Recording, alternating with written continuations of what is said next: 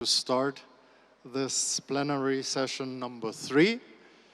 And my name is Stefan Schweinfest.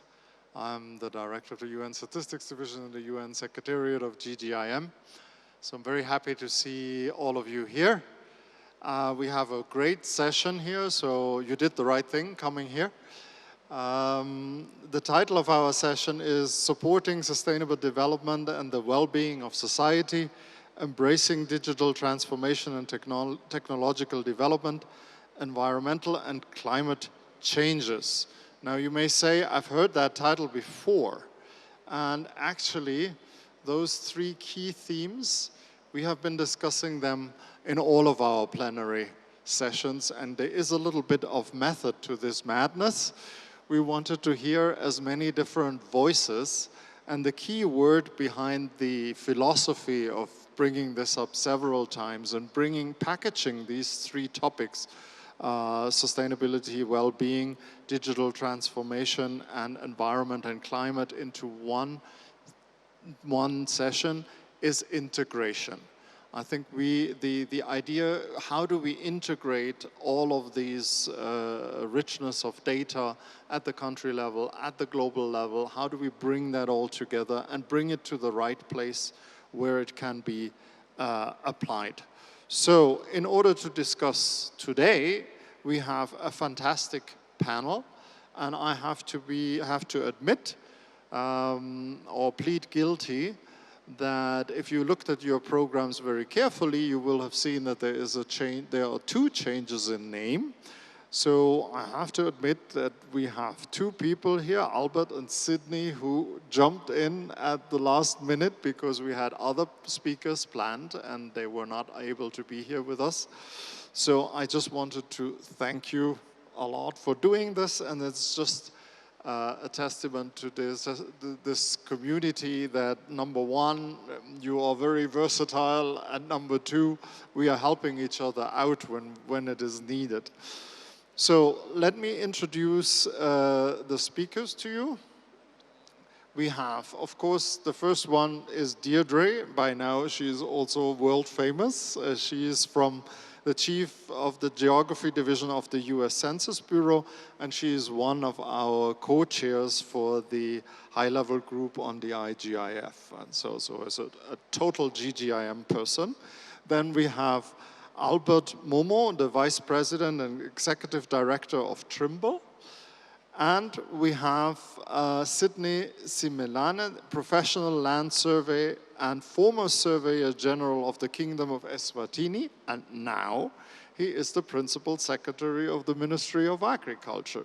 So you can see we have a fantastic panel in the sense that it is very rich and very diverse. We have different perspectives here. We have government and private sector. We have data producers and data users. We have a social perspective and a more environmental perspective. And we have developed country perspectives and developing country perspectives. So if you don't take advantage of this wisdom and knowledge and experience by asking lots of difficult questions, well, they don't have to be difficult. They have to just be good questions. Then I can really not help you.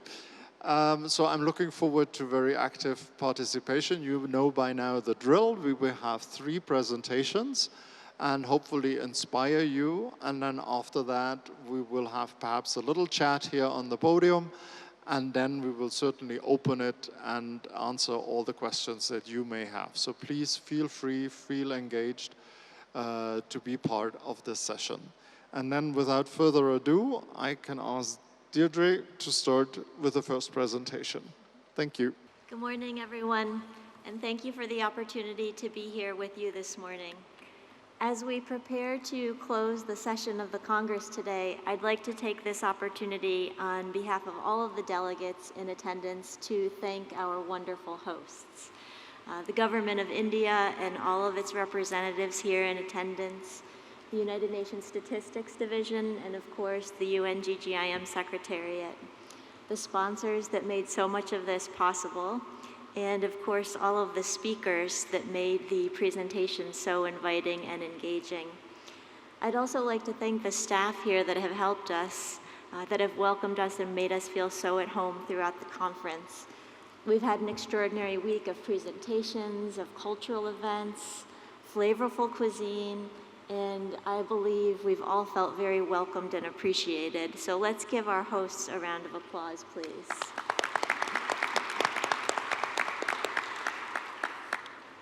As Stefan mentioned, our challenge today is to tie together the overall Congress theme, Geo-Enabling the Global Village, No One Should Be Left Behind, along with the sub-themes of the Congress and the 9 strategic pathways of the IGIF. Let's start by taking a moment to think about this concept of the global village. We are now more physically and digitally connected than ever before in our history, with international commerce, the internet, migration and travel, and social media platforms. In many ways, this global connectivity has fueled a wonderful diversity of perspectives, creativity, innovation, and economic growth. But I would like to pose 2 questions for you to consider. First, what about those that are not connected? How do we ensure that they are not left behind? And second, how does this connectivity impact us in other ways? Together, we are facing unprecedented and increasingly complex and interconnected challenges. The impacts of climate change are widespread and felt throughout the world, with frequent droughts, storms, and other natural disasters, flooding, forest fires, crop failures, and resulting food insecurity. Health security has been front and center since the COVID-19 pandemic, which spread like wildfire throughout our very connected world. Energy security and renewable energy are becoming increasingly important because of increased demand and the impacts energy consumption has on our world. Our digital connectivity has created unprecedented digital security issues, as well as digital equity issues, with some still not able to benefit from that digital connectivity. And we still have work to do. Because we're so connected, challenges in one country often spill over and have ripple effects in many other countries and often around the world. For example, a major disaster or national security issue in one country can impact regional or global food supplies, energy supplies, international commerce and supply chains, inflation, and global financial markets. So how can we better manage these challenges to ensure sustainable social, economic, and environmental development, leaving no one behind? By implementing the 2030 Agenda for Sustainable Development. In 2015, all United Nations member states adopted the 2030 Agenda for Sustainable Development, which lays out 17 sustainable goals and 169 associated targets to achieve a better future for the planet and for our people, to attain peace and prosperity, and to build strong partnerships. These goals brought attention and focus to our global challenges, serving as a universal call to action for people worldwide to address these critical areas of importance by 2030. Some progress has been made against these goals since 2015, but not enough. And now let's consider 2 additional questions. How can we help to achieve the SDGs by 2030? And how can we better and more effectively measure, monitor, and report progress on the SDGs? We can help by geo-enabling our global village. Technology and data available today allow us to combine information about people, businesses, healthcare, and weather with information about location, providing a very powerful tool to answer critical global challenges. Examples of the statistical data include population data, such as age, race, and gender, housing data, such as owner versus renter, education, income, poverty, and employment data, all of the data that's called for in the SDGs. Examples of geospatial or location data include addresses, roads, legal boundaries, satellite imagery, parcel boundaries, cell phone locations, all of the data that's called for in the IGIF. When you bring them together, the result is powerful tools and visualizations that help explain the story, what's happening in our world and where. It helps to answer the difficult questions and to respond to our global challenges. So the question then becomes, how do we go about geo-enabling our global village? Through the Integrated Geospatial Information Framework, or IGIF. It helps to do just that, to geo-enable our countries. The IGIF was developed by the United Nations to help countries integrate information about people and their location, and to effectively enable policy formulation, decision-making, and innovation. The IGIF is endorsed by the UNWGIC Committee of Experts as a globally developed and consulted framework that helps countries build and strengthen their geospatial information management capabilities and related resources to help deliver that sustainable social, economic, and environmental development that leaves no one behind. As we've heard through this week, the IGIF consists of 3 interrelated parts.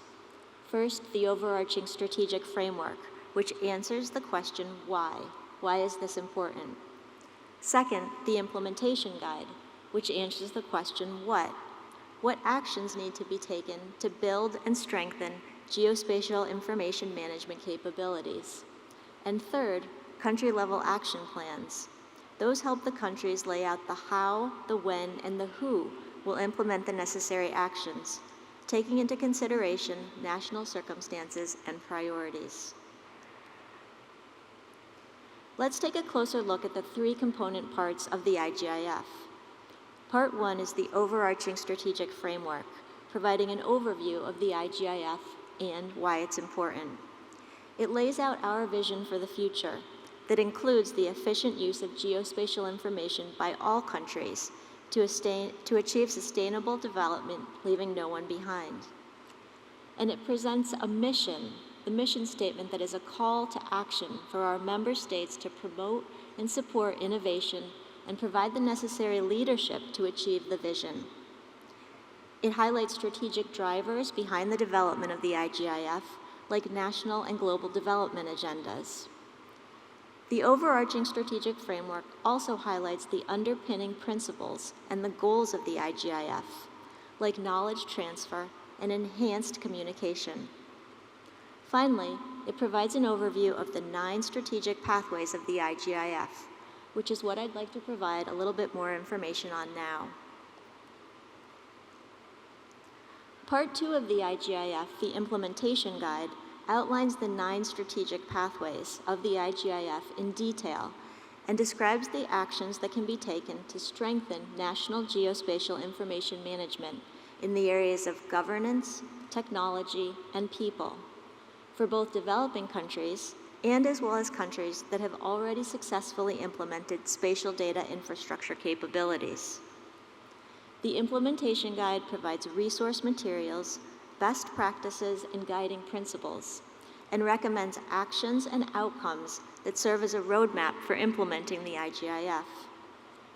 With a focus on the ability for geospatial information to be integrated with other meaningful data to solve problems, the IGIF acts as a catalyst for economic growth and opportunity and stimulates improved understanding and decision-making for national development priorities and the SDGs. Part 3, the country-level action plan, details how the actions will be carried out, when and by whom. It contains processes, resource materials, sample templates, and examples that align with national priorities and circumstances. Since the first member state began implementing the IGIF in 2018, the momentum has continued to grow. With the help of the UNWGIC Secretariat, the World Bank, Cart4Ket, and other supporting organizations, the number of countries has increased significantly, with approximately 40 member states actively working to advance the IGIF within their countries. The most recent grouping of 17 countries is part of the Sdg Data Alliance that you heard about yesterday from the Public Foundation.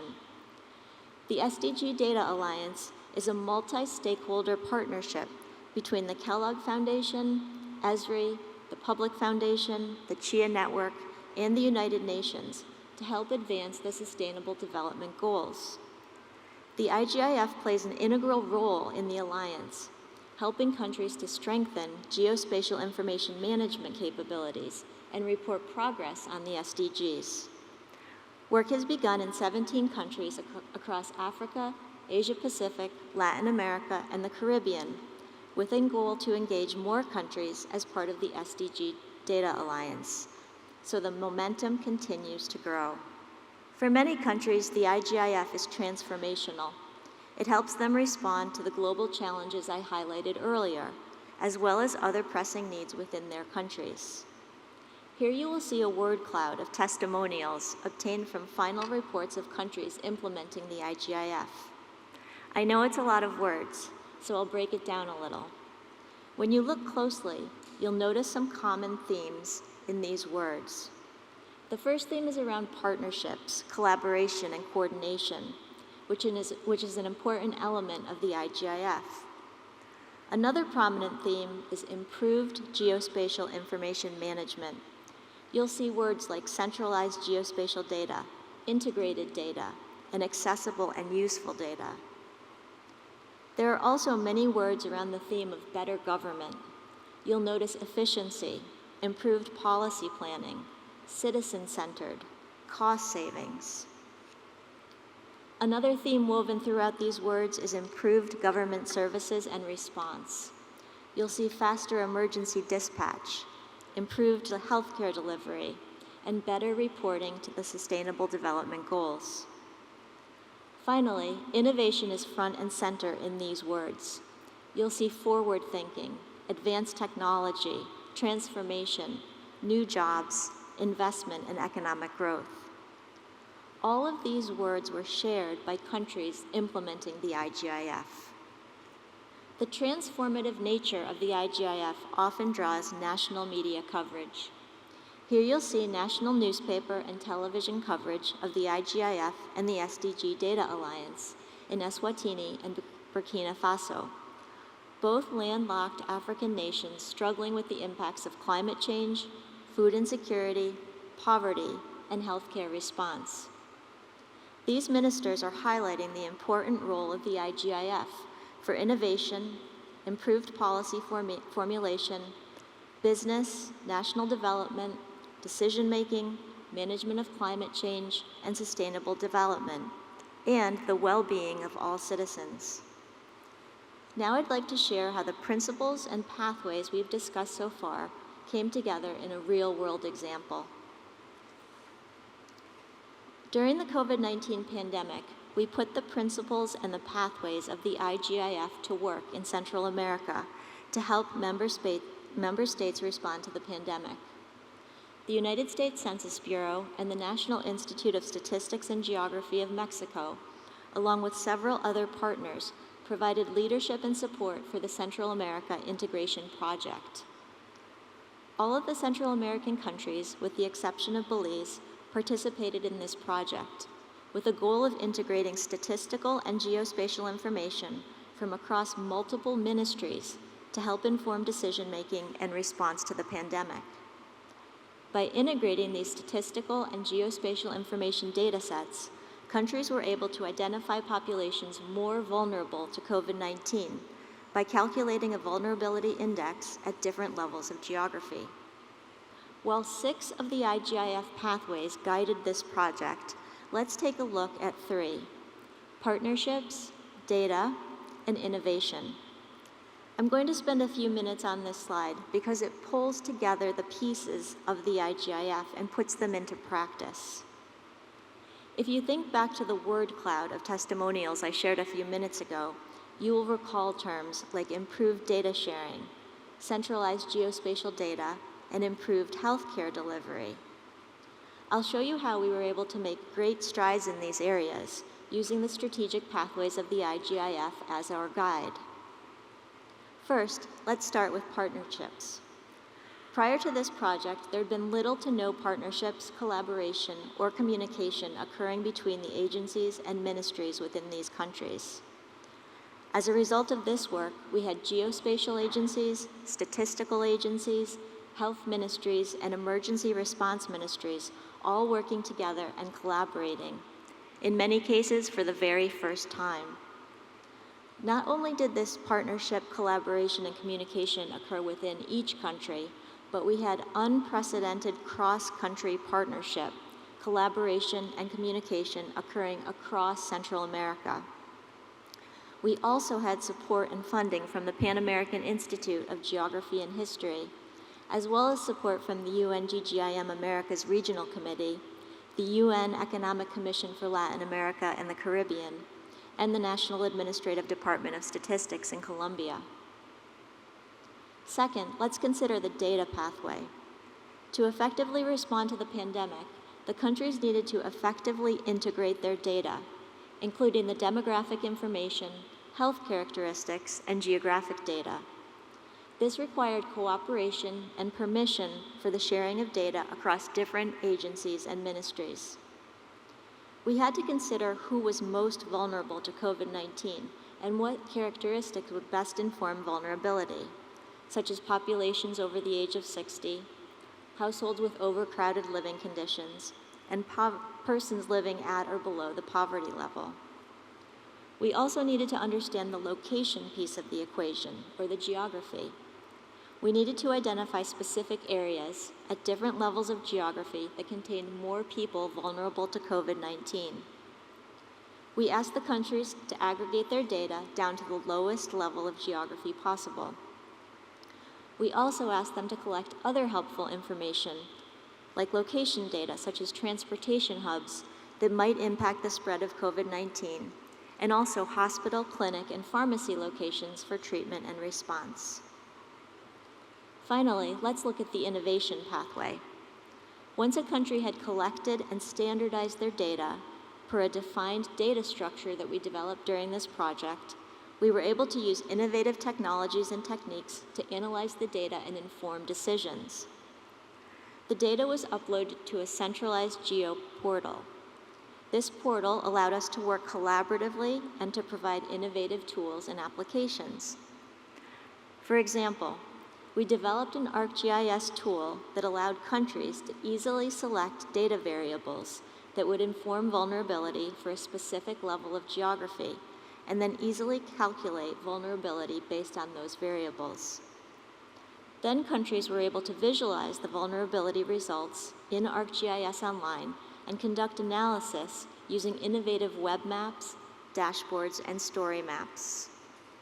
Let's see what that looked like.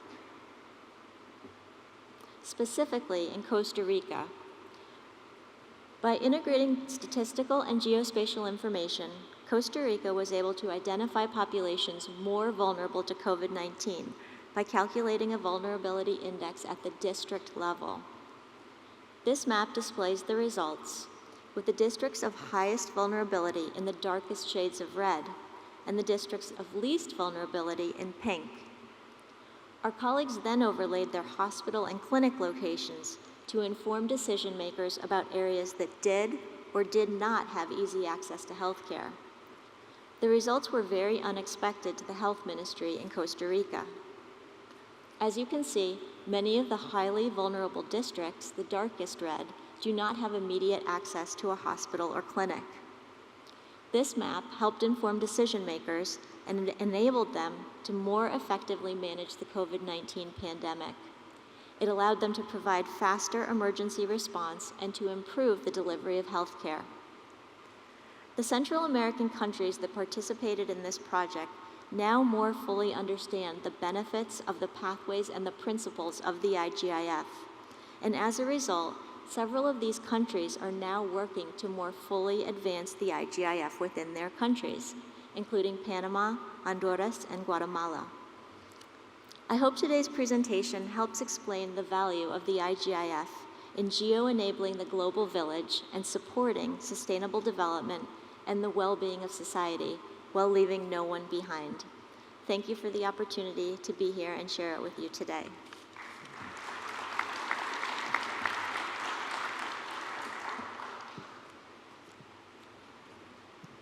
Thank you very much, Deirdre. And I think we have to declare you Global IGIF Ambassador because, I mean, you very eloquently and passionately explain what this framework is all about. And I'm sure everybody in this room will leave the room thinking, IGIF, IGIF, IGIF, how do I do that in my country?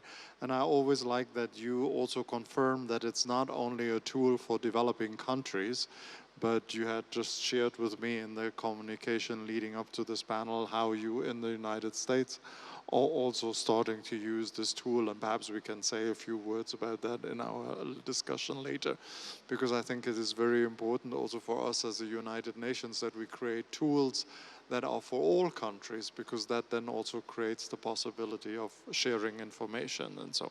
And of course you touched on a topic that is dear to my heart, the integration of statistical and geospatial information, and we may come back to that also. But now we want to hear the private sector perspective. I mean, Albert, please, the floor is yours. Thank you, Stefan. Hello, everyone. It's my pleasure to be here.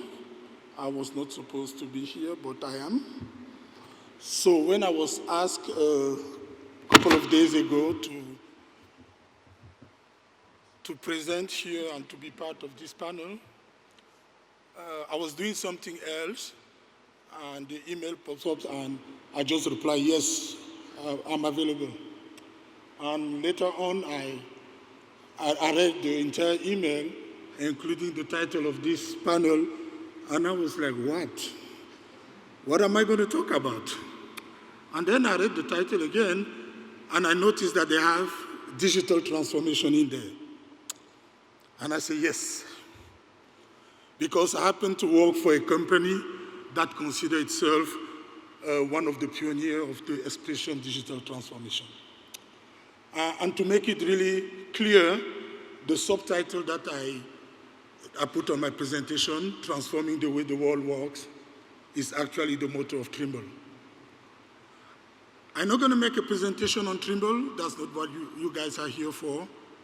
But I'm going to try with a couple of slides that I put together to explain why the world can be transformed digitally. And I'm going to focus specifically on some sectors that I think our geospatial technology in general can help transforming. And in order to do that, I'm going to go back in the past and mention the industrial revolutions. So the first one was in 1765, the second in 1870, the third one in 1969, and now we are living in what we call the fourth industrial revolution.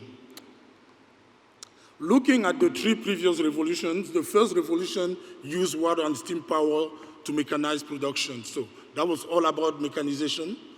The second one was the use of electric power to create mass production. And the third one was the use of electronics and information technology to automate production. So what is the fourth industrial revolution?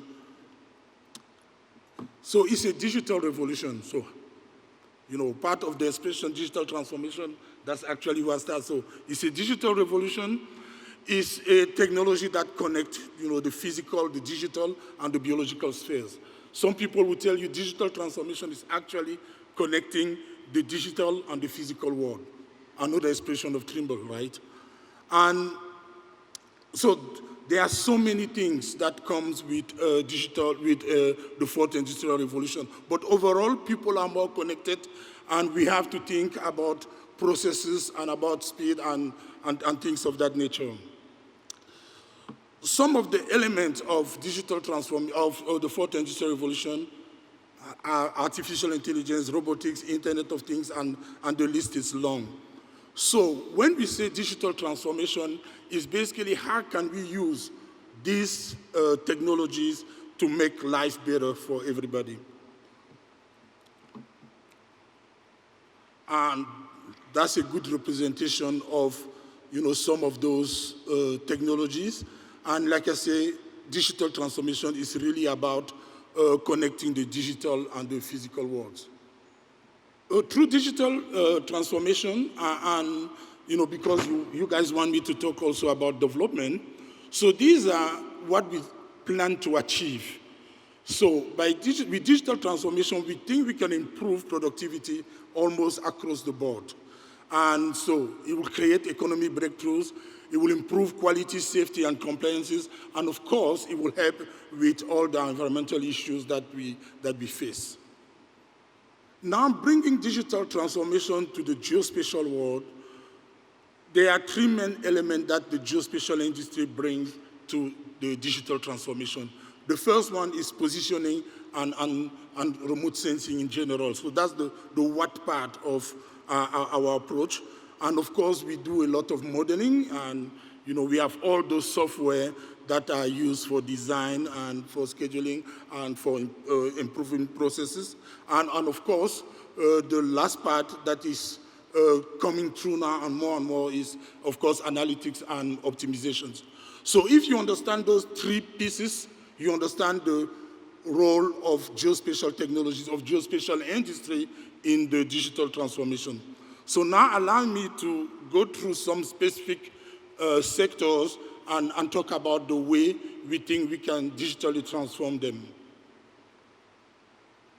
So these are the 5 main sectors that I want to talk about, and then I will expand a little bit more in some sectors that we consider emerging industries.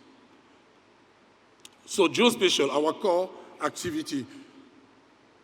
So we can bring solutions to improve cadastral and land administration, of course, GIS and mapping, and everybody here is aware of all the development on the GIS and mapping arena. Surveying is now becoming more and more connected to, used to the technology that are changing almost on the yearly basis. We do more 3D modeling and imaging, and of course we have improved topographic, and we do better data analysis and reporting. So when it comes to geospatial, yes, with digital transformation, we are digitally transforming the work of geospatial professionals. Agriculture, everyone here is probably aware of 2 main elements in agriculture.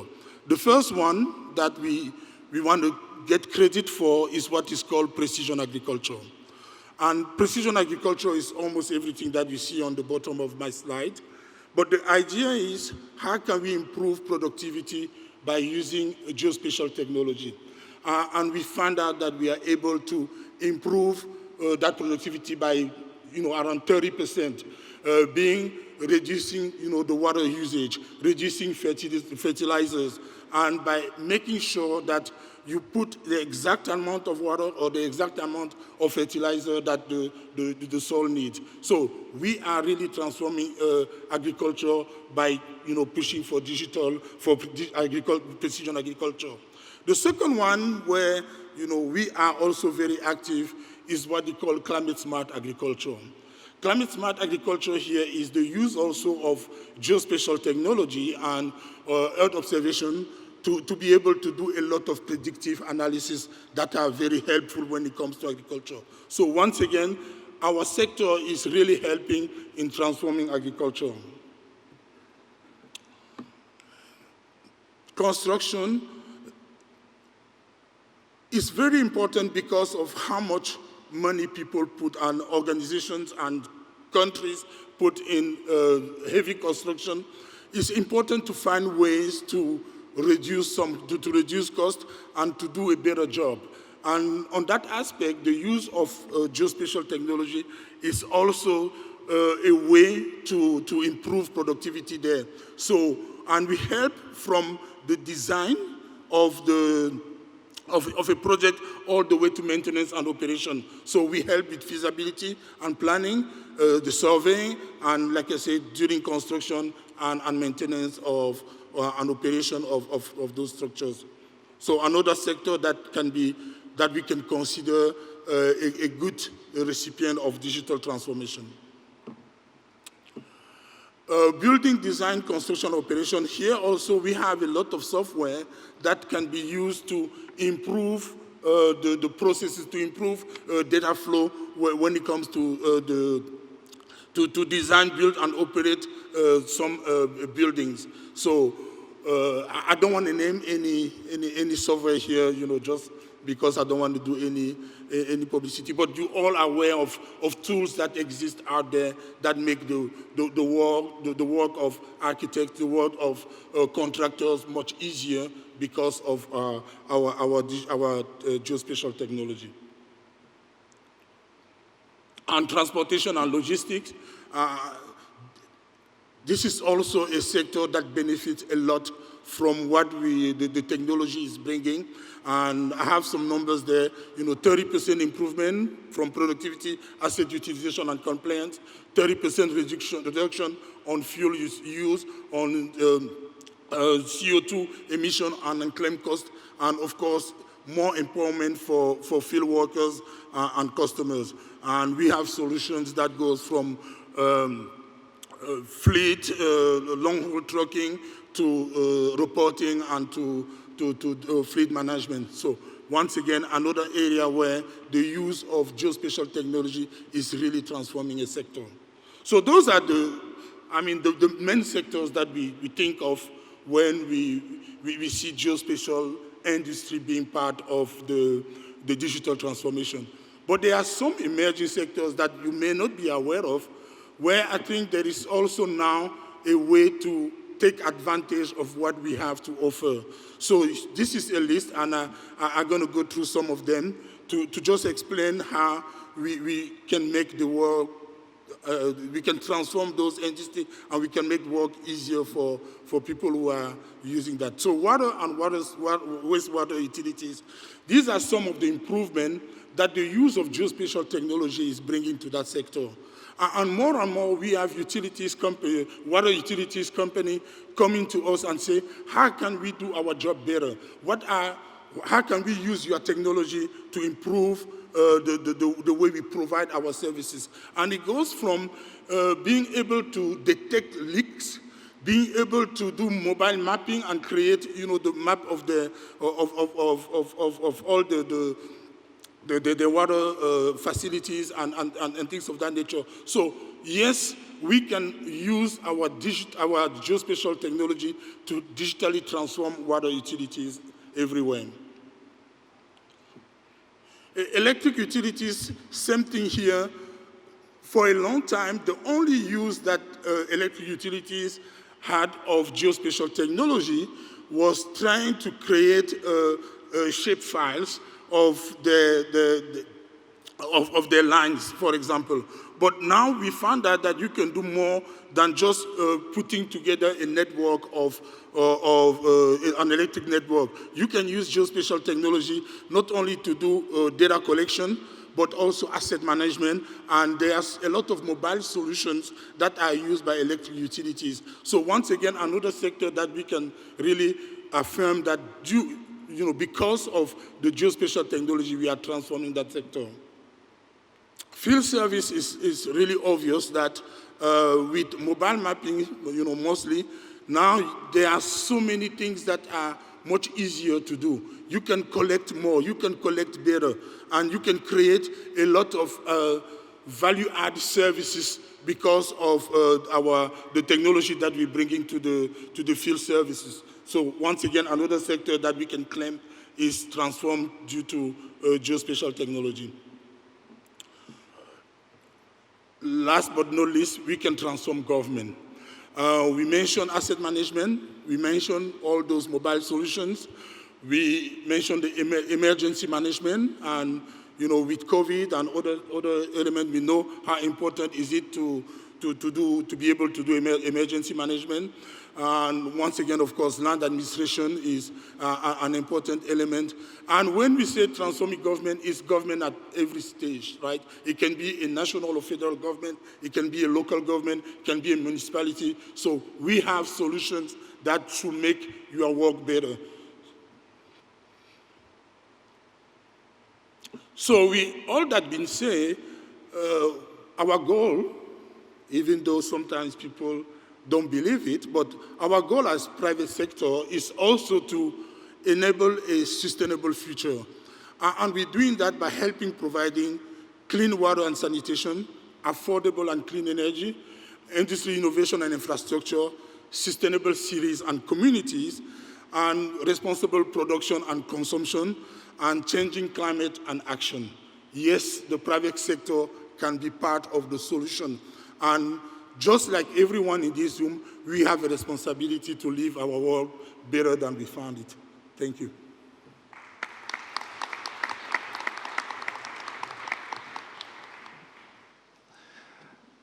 Thank you, Albert, for these insights. When somebody from the private sector talks, at the beginning I always get a little bit scared because I'm always afraid you are taking off into outer space, which is partly also your responsibility. I think your contribution is clearly to show us the way. I mean, where does the future lead us? And then but you brought us back and made the connection to our current, very down-to-earth developmental challenges and showed how digital transformation and technological development can help us. And this is the essence of the public-private partnerships that we are always talking about.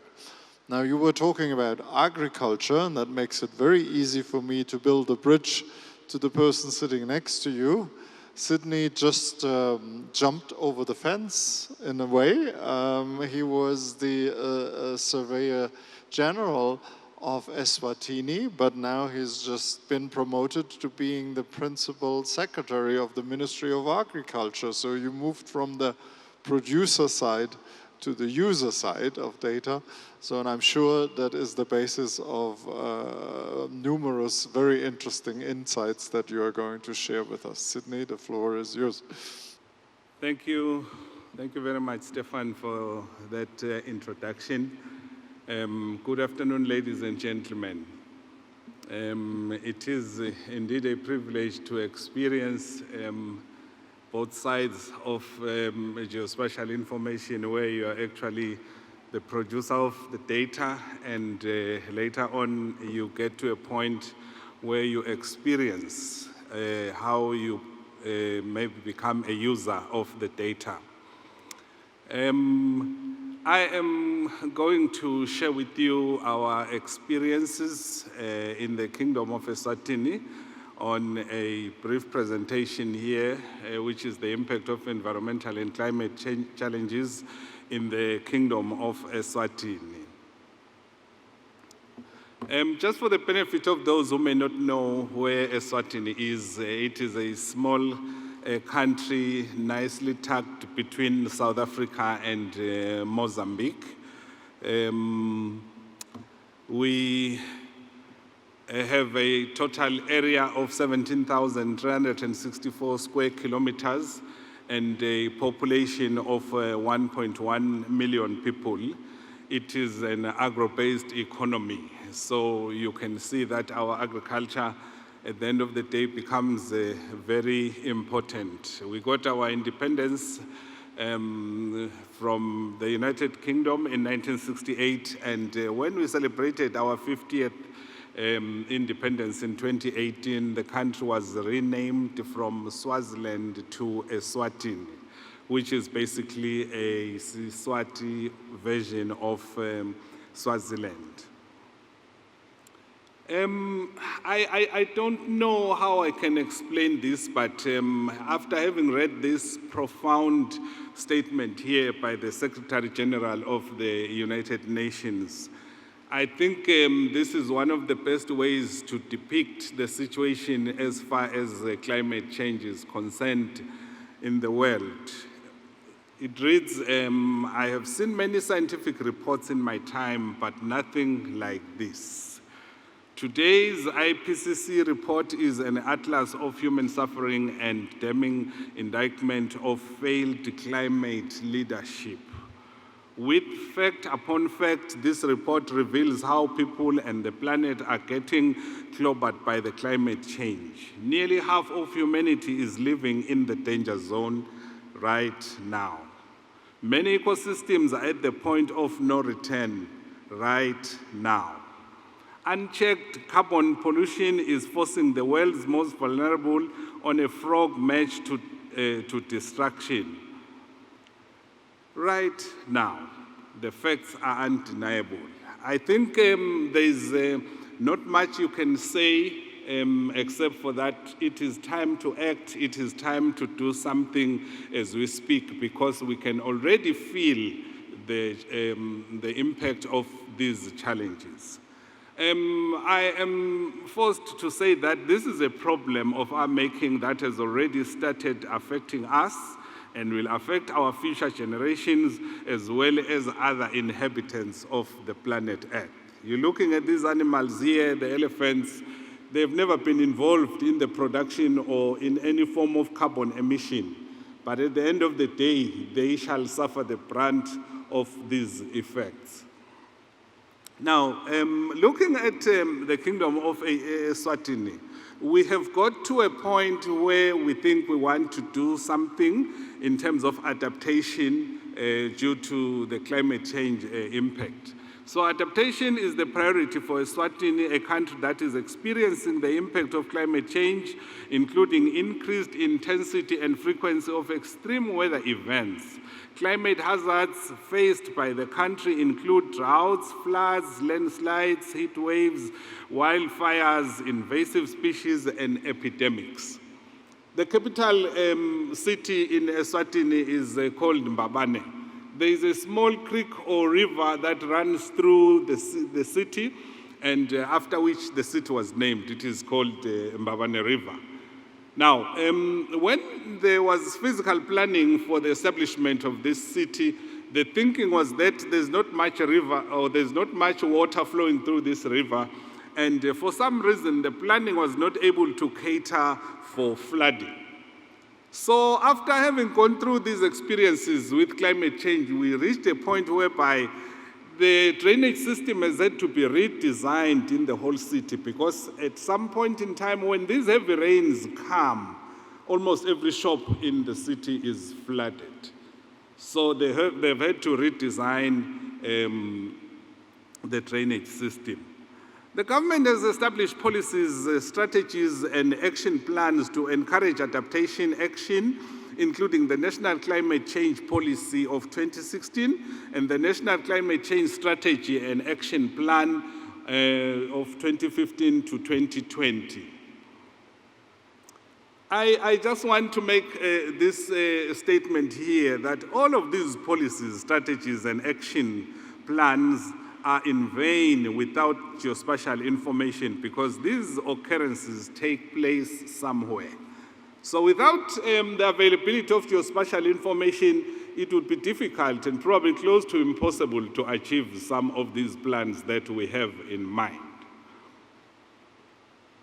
The country has focused on a number of sectors to try and address or mitigate the climate change effects. We have focused on water, ecosystems and biodiversity, health, infrastructure, and of course, agriculture. Now, what really happens in terms of water, the main factor is the increase in the temperatures. Temperature rise leads to a greater evaporation rate and plant transpiration, which results in water loss in soil and plants. So water becomes a concern. Increased evaporation due to high temperature increases the atmosphere's capacity to hold water. Now, as a result, sometimes you find that increased evaporation may dry out some areas and fall as excess precipitation in other areas in the country. We have experienced this in a very sad way.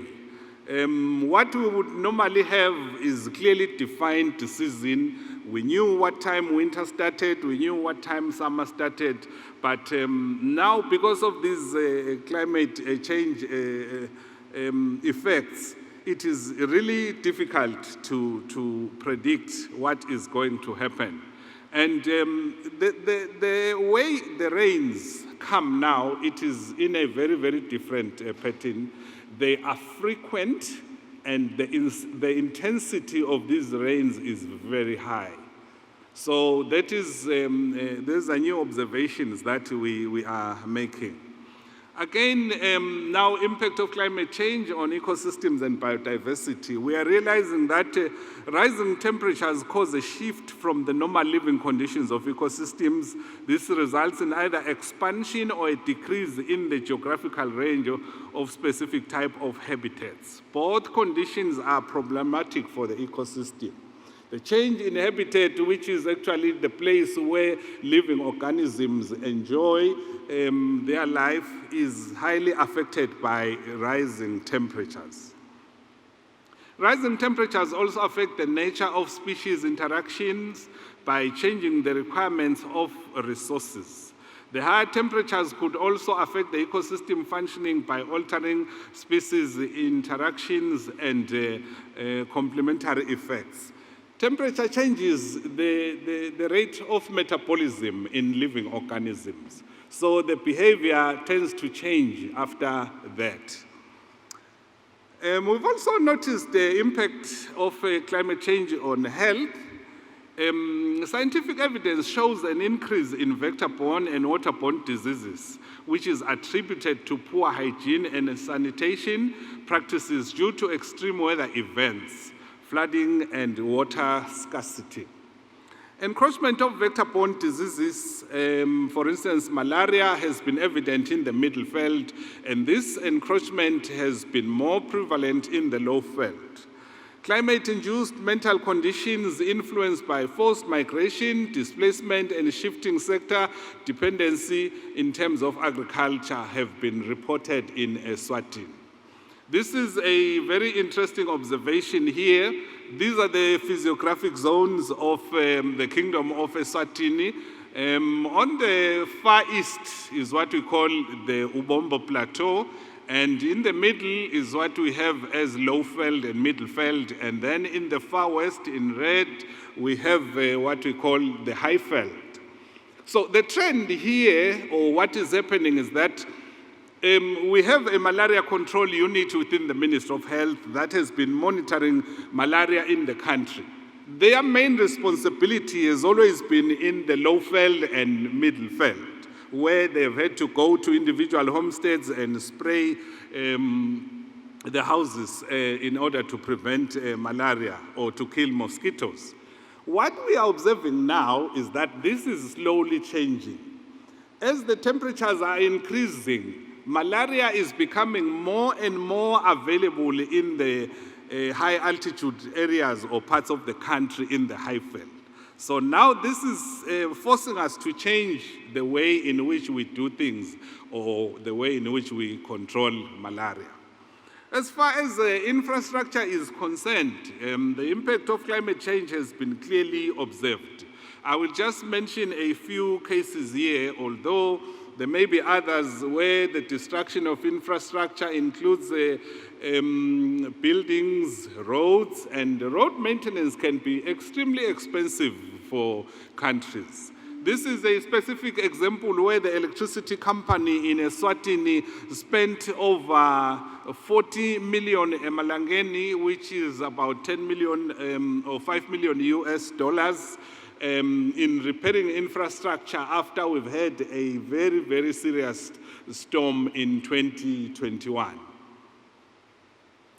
Evidence reveals, in terms of agriculture, the impact in agriculture, evidence reveals that the country has experienced shifts in planting season, as well as frequent and unfavorable incidences of food insecurity that were largely attributed to droughts and extended dry spells. Significant rainfall, deficits, or cessation at critical stages of crop growth have frequently led to the serious shortfall in crop production, especially maize, the staple food of Eswatini. What we are noticing here is that there is a huge threat towards our food security. Now, when you are dealing with farmers, especially the small-scale farmers, my ministry, which is the Ministry of Agriculture, gets to a point where it has to sit down and spend some time with the farmers to try and explain to them the impact of climate change. We've had those discussions, but here, remember that we are dealing with mindsets. People are telling us that we have been living in this area all these years, and this is how we've been doing our agriculture. So why should we change now? We are aware of the reasons why they should change, and we try and explain to them, but you know, it is not a very simple process. A number of meetings have had to be held to try and convince them to change the crops that they are growing in their areas so that maybe they can get a better yield. This has reached a point where the impact has to be somehow met halfway by a government. Government has had to subsidize the production of maize in the country. Last year, the cost of maize production was calculated to be around $390 per hectare. And this would yield about 6 to 8 tons of maize. Then government decided that, okay, clearly the small-scale farmers were now facing difficulty in buying inputs, so government introduced the farm input subsidy program. The ratio of subsidy was 50%, meaning that the small-scale farmer would pay 50% and the rest would be paid by government. Only last year. This year, the situation turned out to be completely different. Due to scarcity of synthetic fertilizers, the production rate escalated to $780 per hectare. Now, this is a big challenge for the country. We've tried to improve the way we subsidize, and now government increased the subsidy from 50% to 65% and reduced the farmers' costs to 35%. Now, sustainability of the subsidized inputs is not certain anymore. We have clearly reached a point where we are wondering if next year we will be in a position to provide this kind of subsidy for our farmers. The other impact that climate change has would be the escalation of wildfires, reduced rainfall with lengthy dry spells and increased evaporation, increased frequency and intensity of floods and storms, and increased temperatures will all negatively impact the agriculture sector of Eswatini, where about 75% of the population is rural and practices subsistence farming. The weather has become completely erratic. We are not in a position to determine what is going to happen, whether we will have a drought or whether we'll have excess rains, and then we end up with flooding. It is very, very unpredictable. Prospects for livestock sector are mixed as the sector continues to be vulnerable to erratic weather conditions, with some areas even becoming semi-arid and to be impacted by diseases brought by climate change. The 2015-2016 El Nino event led to a high livestock mortality rate of about 8% in Eswatini. Now, if you understand how the people of the Kingdom of Eswatini love their cattle, you would be surprised how big a number 8% is. And that would be estimated to a value of 264 million malangeni, or $20 million.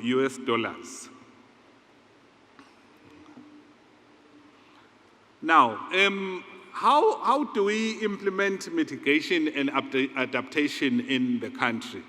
Clearly, the availability of geospatial information is of critical importance. We need to come up with legal frameworks that must be put in place to safeguard availability and usage of geospatial information. We need to develop institutional frameworks that must be set up to ensure data standards and interoperability and accessibility of geospatial information. Ladies and gentlemen, in conclusion, may I simply say that the use of geospatial information in meeting our needs as a country on our path to adapt to climatic conditions that are changing. We want to say that the establishment of an IGIF in developing countries in particular is a key step towards realizing economic growth. If we ignore these technologies, then we might end up with even bigger challenges. The observation that the attainment of sustainable development goals would be hampered by the lack of IGIF is a breakthrough and a game changer. When we were negotiating with leadership in the country, trying to explain the significance of the integrated geospatial information framework, sometimes we would have difficulty. But after realizing that sustainable development goals are actually ambitions for every developing country, because that would make them meet the requirements of every citizen in the country. Now, this has made geospatial information very much recognizable, even at higher levels of government. The nature of geospatial information is cross-cutting in most sectors, and therefore should be considered before development projects are implemented. There is a tendency in our developing countries to think that, or to underplay the value of geospatial information. We go ahead planning projects, even big ones, without thinking of where we are going to get the geospatial information, whether it will be of good quality or not. So this is one point that I would like to emphasize as probably developing countries, that let us look and take care of our geospatial information in order to make sure that when we need it in our developmental projects, then it will be available. Ladies and gentlemen, thank you very much.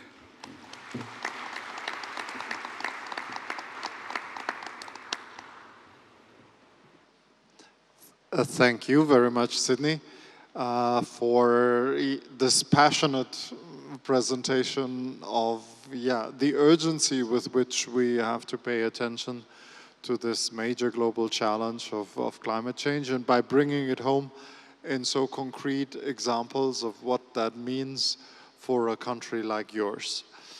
So I will now take advantage for a few minutes of engaging here in a discussion with the panel, and that can hopefully give you also a moment to reflect what questions you may want to ask, and then we will go, of course, to the audience and give you an opportunity to ask your questions. But let me perhaps start here. There were a couple of thoughts that were really going through all the presentations here. We have to work together, partnerships, and so a new ecosystem. And my question, perhaps my first question, is how do we best work together, organize ourselves concretely at the country level? I mean, how do we bring all of the various government sector agencies together, and the private sector and other stakeholders? How can we make sure that the right people work together in the right way in order to address all of these serious global challenges? So perhaps a couple of your thoughts on that topic. We can start with you, Deirdre. Thank you, Stefan. I think a good way to bring people together is by starting with those that you already know. In the United States, we have a robust spatial data infrastructure. We have many federal organizations who are very good at aggregating data, producing data, and disseminating data within their silos. We haven't yet had an opportunity to work together to integrate amongst those silos and bring the data sets together. I think technology and the tools, the geoportals, the web applications that are available today are going to propel us to do that. At the Census Bureau, I am intending to reach out to my colleagues in NOAA, in the USGS, those colleagues that I already have relationships with, and say, how can we do this? I believe one way is through the development of a country-level action plan and the IGIF. Start with people we know, start looking at the strengths, the weaknesses, identify our gaps, and then take the next step together. And as we build those partnerships, those bonds, we can bring more people to the table.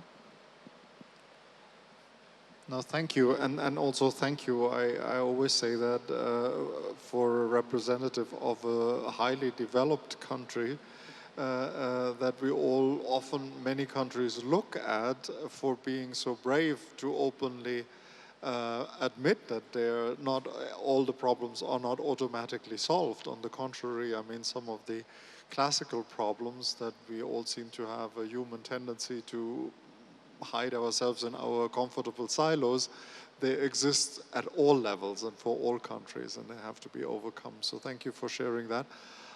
Albert, how do we bring the private sector at the country level into this conversation with the government agencies? Yes, thank you, Stefan. I would say the first part is not having assumptions, not assuming anything. Usually when the government want to work with the private sector, they have this nice expression that they call private sector engagement. And usually it's a top to bottom approach. They look down at the private sector and they invite them and say, this is what we want to do, because of course all the thinkers are in the government, they are not in the private sector. So this is what we plan to do, this is how we're going to do it, and this is what you're going to do if you want to work with us. And that's not the way to start a partnership, right? A partnership means you engage users or partners earlier, you share ideas with partners, and you co-develop or you co-design, whatever you want to accomplish. And when it comes to developing countries, I think the main mistake there is ignoring the local private sector.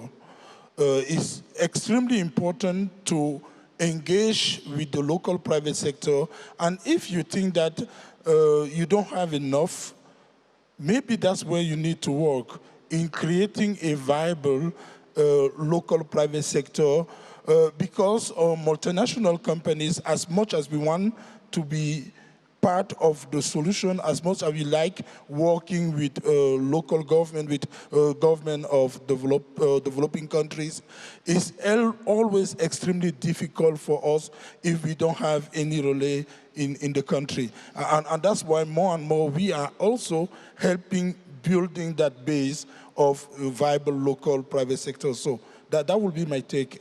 So first of all, engaging the private sector early in the process, not assuming that they are there just for the money, because they have other motivation to be part of a solution, and like I say, making sure that the local private sector is considered. Thank you very much for sharing these important thoughts. Sydney, now you are a politician. Now you have to organize this and have to make it happen. So how do you find the right people in your country? How do you get them together and make them work together? Thank you so much, Stefan. I think really one can never overemphasize the power of partnerships. Partnerships are critical in the sense that they identify and classify stakeholders of similar interests, and this provides duplication of data, and then you can combine your efforts and focus on the production of that particular data set you are looking for.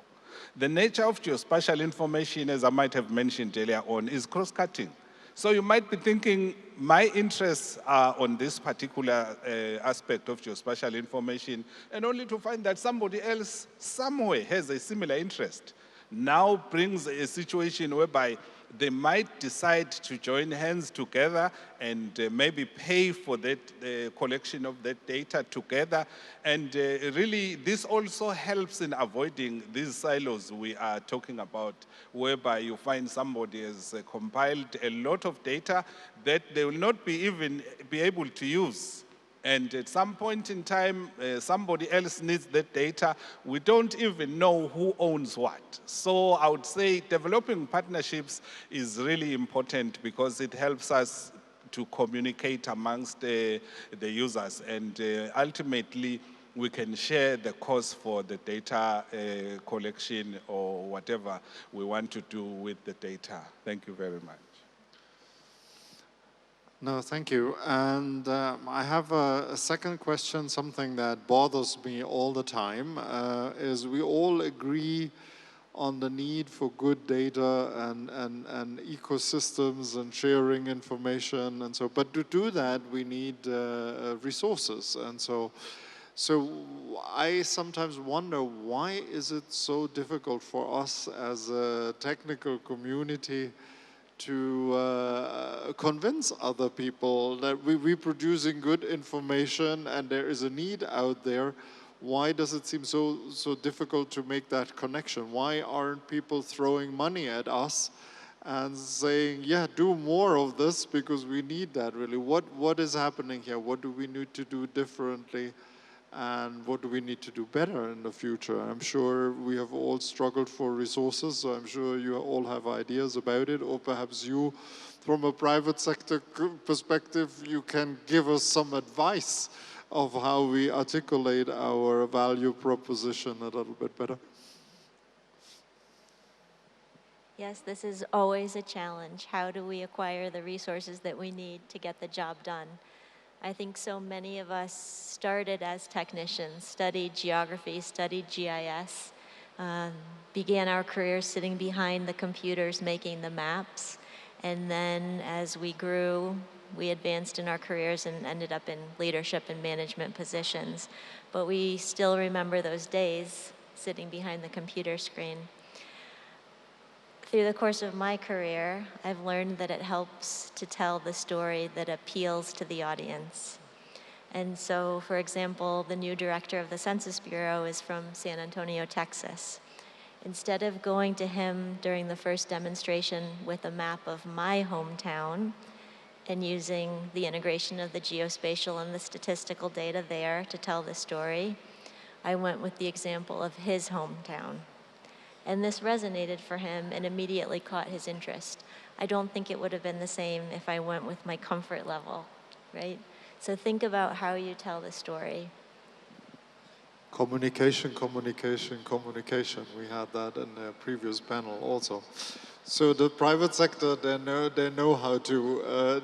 They are smart because they have understood the value of data, because I mean, you are investing into data because it's your pathway to the future. And so, what are we doing wrong in the public sector? I mean, forget about what's happening at Wall Street now. But if you look at the past 10 years, 10, 15 years, all the geospatial companies are doing very well, right? Because of two things. The shift to data, because that's where the money is. Data is, you know, people will say the new gold, and it's important to find ways to monetize data. And the geospatial data is probably one of the most valued data out there. And location-based services that just started less than 10 years ago. Almost every single company that provide location-based services, I mean, up until early this year, every single company was doing very good. And the reason, once again, is because of making the data the center of their value proposition. So yes, that would be the answer. So how do we monetize what we have? How do we monetize data? How do we monetize the technology? And more, it's not about having hardware, right? Almost every aspect of the geospatial world is less hardware, more software, more analytics on data. And obviously, you know, that's where the money is, that's where the value proposition should go. Sydney? Thank you, Stefan. I think governments have a huge responsibility of bringing together stakeholders in terms of geospatial information. Government has to create awareness of the significance or importance of geospatial information. And then this will ensure that even the private sector participates because they know what they will benefit from this. Private sector is business oriented. So once they see that there's nothing to benefit from this, then definitely they will pull away. So I just want to give you an interesting example that we are currently working on in Eswatini. We are an agro-based industry, like I have said, but our mainstay is sugarcane, and then we also have forestry. Those are huge companies in the country that, probably generate most of our revenue. But what is happening is this. Each one of these companies working in their small corner there, they get or they take aerial photography because they are interested in their areas to monitor whether it be crops or their plantations. And they're doing it separately. Everybody is spending maybe about $1 million a year on this and that. So what we're trying to do now is to talk to these companies and say to them, if you can give us your 1 million, and then the other company gives us their 1 million again, and then we combine the resources and map the whole country. This will not only provide a service to those who had paid the 1 million, but even the other parts of the country that will need to be covered in this aerial photography will also benefit. Thank you. And does it work? Have they thrown $1 million at you yet, or? We will hear this. We will continue that following you, because I know you are part also of the I think Sdg Data Alliance project. So I think we will have an opportunity to watch how this evolves. I'm sure you have questions, so let's turn to the audience. I see some people jumping up, and that's how we want it to be. There is a lady standing there at the microphone, so please, perhaps you can also say who you are and what institution or organization you represent. And if your question is to one of the panels specifically, please also clarify that. Thank you. Thank you for giving me the opportunity to ask a question. This is Aditi Sharma, and I have been serving as a senior veterinary officer in Animal Husbandry Department in India. So I don't know whether whatever I'm going to ask the people would be comfortable by accepting that fact or not, because many times we don't talk of the failures. But what I have conceived over the time is that we learn more with the failures rather than the success stories. But whenever we present anything on the international, national, and other important forums, it's mainly the success stories. So regarding the first presentation, I would like to request Madam that in the innovative pathways slide, when you were talking about the healthcare, so I could see a number of things, heart diseases, then respiratory, obesity, diabetes, and a lot of things. But I would like to request you that, if possible, can you please include zoonotic diseases also in that? Because as you know that almost 60% of the diseases, the infectious diseases, are zoonotic. And if we go further, then out of 4, we have 3 diseases which are of the animal origin. So we cannot afford to skip that aspect of the healthcare. And regarding the second presentation, I would like to give a submission that whenever we talk about the agriculture industry, we also talk about the animal husbandry industry along with it, because it's all integrated. In your slide, in the transforming agriculture industry, if you can put some information about what transformation can be done in the animal husbandry industry or the wildlife trade industry, then I think the people who are working for the animal husbandry would be more benefited. And regarding the third presentation, I would like to congratulate that I'm happy to see that as you're a political personality, but you are well aware of the healthcare aspect also, and you have projected that the climate change has led to more vector-borne diseases and the epidemics. And I very well support that, of course, the budget constraint is there. So to all of you three speakers, I don't want to ask separately because until unless collaboration and coordination is there, we cannot have the solution. So can you please comment on this aspect? Thank you. Thank you. Thank you very much. Perhaps we can collect one or two more questions, and then, yes, there's a question over there. Yeah, good afternoon. This is Dr. Akhtar Ali from Osmania University, a geographer. My simple question to Mr. Albert and Mr. Sydney is that he has talked about this subsidize and subsidy, and then 50% from government, and later on he talked about 65%. In these developing countries and in the developed countries, what I'm coming across is that people want to remove this subsidy, and then they want directly all that private entrepreneurs to come into it. So can you put proper light on that? Is it advisable, or the government need to be there into it? Thank you. Thank you for that question. Perhaps we have one more there, and then we can give the floor back to the panelists to react to some of the questions here. Thank you. Yeah. Thank you all the panelists, and the presentations were excellent. As Stephens has already commented, ma'am is really fit for the global ambassador for this gigantic task that UNWGIC. Since you are working in our Chief Geographic Division, US Census Bureau, I have a very specific question because one of your slides showed that the statistical data plus the geospatial data and gives a lot of powerful tools.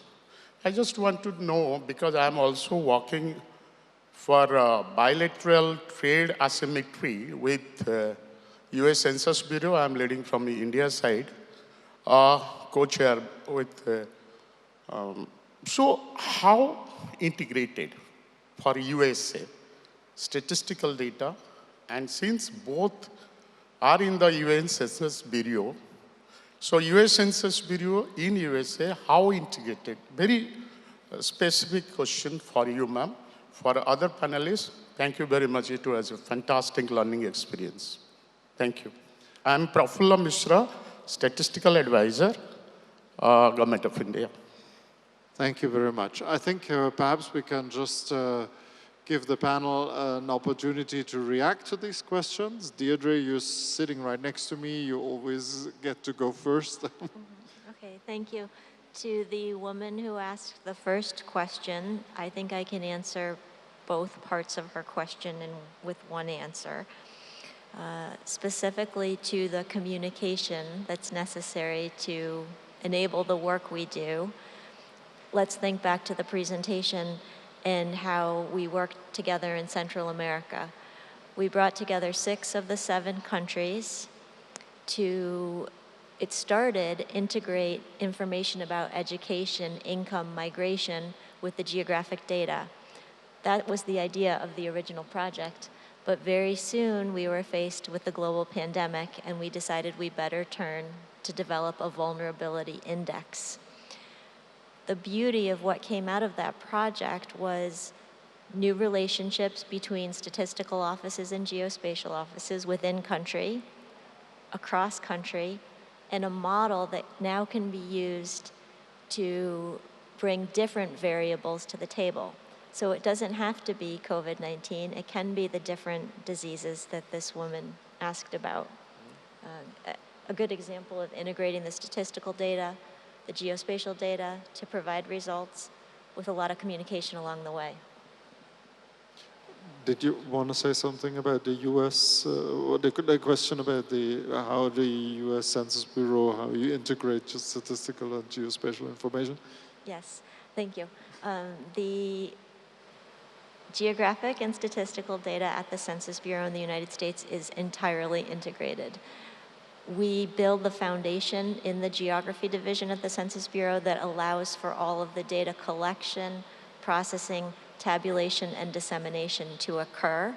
We do that at all different levels of geography, from the nation to the state to the county, city, town, place, and then down to the statistical geographies, with the lowest level being the block. It's pretty seamless. Thank you. Albert, did you want to react to one of the questions, please? Yeah. Yes, the question was if when we have solutions for agriculture, if we also think of animals, and the answer is yes. Both some of the ag solutions in geospatial and water solutions, you have impact in animals. And when we mention climate smart agriculture, usually it's both sides. It's not only agriculture; it's also for animals. And I know of projects where they map, water, for example, to know exactly where they can bring animals to access water. So there are many solutions that can be that exist where you use geospatial solution in agriculture in general, not only agriculture but also animals. Thank you. And just to mention, biodiversity is, of course, one of the big policy challenge. Maintaining biodiversity, preserving it, is one of the big policy agendas, of course. And we are just in the process of developing indicators on how to measure that more effectively. Sydney, there was a question about the subsidy policies. Thank you, Stefan. I will try and respond to both questions, if I may.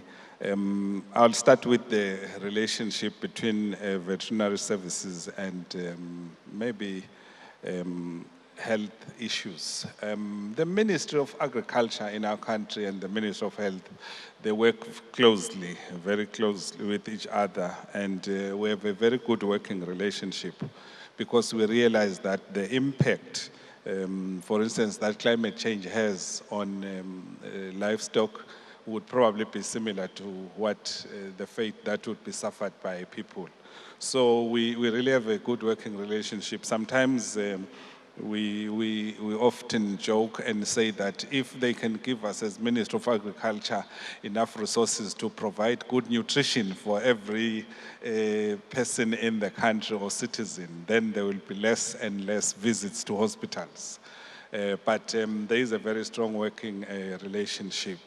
In terms of the subsidy, the question on subsidies, subsidies are not intended to be a permanent source of livelihood. Subsidies are there mainly as an intervention when you realize that the country has been hard hit maybe by drought or as we're talking about effects of climate change, then government intervenes. Even then, when we intervene, the good understanding or the important understanding is that this is a phase that should pass. People are being trained one way or the other so that we make sure that they can survive later on without the assistance of government. We have also realized that when there's a challenge in the country, it is not the big agricultural institutions or big farmers that rescue the country. It is the small-scale farmers that come in very handy. So as a result, we are very sensitive to their needs. We really want to make sure that they are self-sustainable, and we want to make sure that if there is a challenge in the country, like I mentioned, a shortage of synthetic fertilizers, the feeling is that we then need to come in and rescue them because we tend to think that it's a temporary situation that will pass and they must be able to survive on their own later on. Thank you. Thank you very much. Are there any further questions? Yes, I see a question over here. Good evening, sir. Within 3-4 days, we are just attending. We are speaking so much about this technology, geospatial technology. But I just want to add that maybe we are missing, I'm not very sure, that a major stakeholder, that is our farmers, especially in countries like India and other Asia-Pacific countries.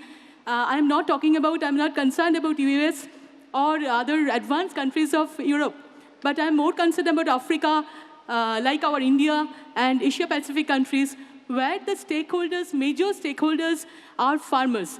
They do not know about AI. They do not know about precision agriculture. So could we expect that this platform we can use to educate one of the major stakeholders?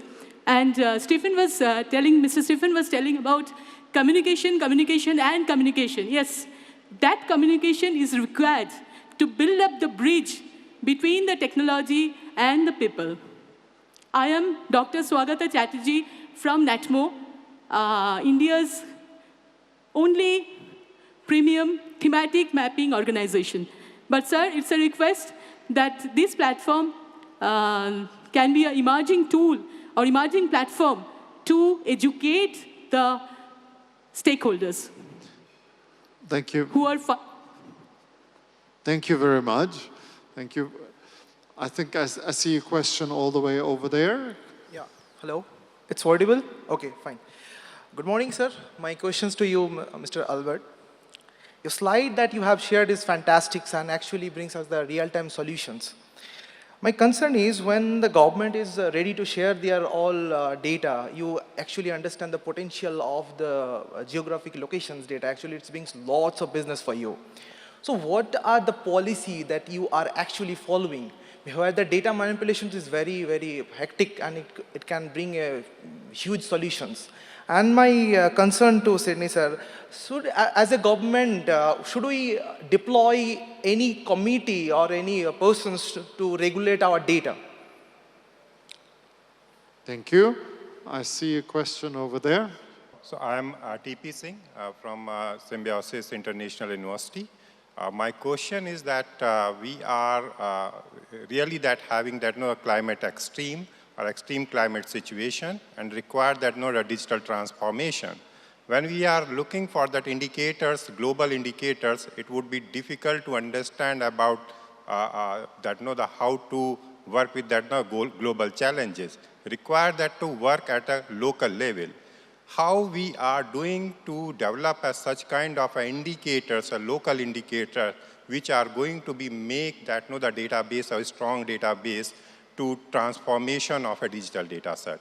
First question. And the second question is, to develop such kind of the capacity development, is that we are working certain kind of university network system where no such capacity building we are providing to the geospatial, under the geospatial framework. Thank you. Thank you very much. Is there any further question? Thank you for the chance. I'm Ioannis from Ethiopia, Adama Science and Technology University. And my question touches two parts. One is from food security part, and the other is health. The Millennium Development Goals 2 talks about the food security, but in East Africa in general, and in Ethiopia in particular, we are suffering from recurrent drought problems. But we have opportunities that can be translated into action. For example, we have 13 months of sunshine, which is a source of solar energy, and in very lowland areas. And in highland areas, we have high potential surface, both surface and groundwater. The problem is how to integrate using this geospatial information is the main problem. And the other is malaria case. Especially different strains are seen in... Can you please speak directly in the microphone, and it's easier for us to hear. Okay. Okay, sorry. Different strains are being seen recently in Djibouti and Dredawa area in East Ethiopia. And are we really, do we have collective willing to overcome those mentioned two problems in order to attain the sustainable development goals that we set being together? That's my question. Thank you. Thank you very much. And I think I don't see any raised hand at this moment. And quickly, now we are at the end of the session. And I want to give every panelist an opportunity to reply. If you could be precise and short. It's not, okay.